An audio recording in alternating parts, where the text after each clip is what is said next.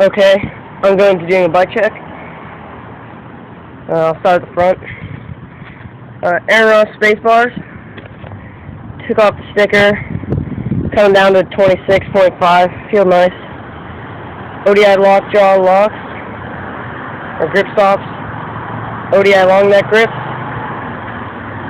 Fly bar ends. Odyssey Elementary V3 stem.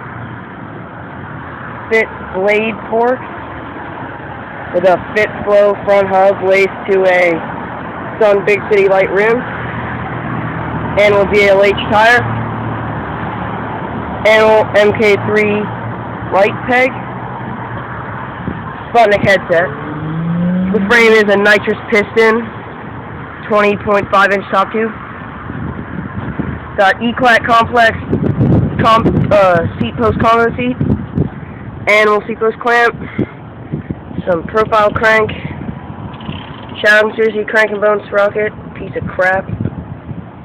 Shadow Conspiracy interlock VT chain. Broke like 8 times. McNeil cassette. Laced to an Alienation 440 rim. Got FBM gold hub guard.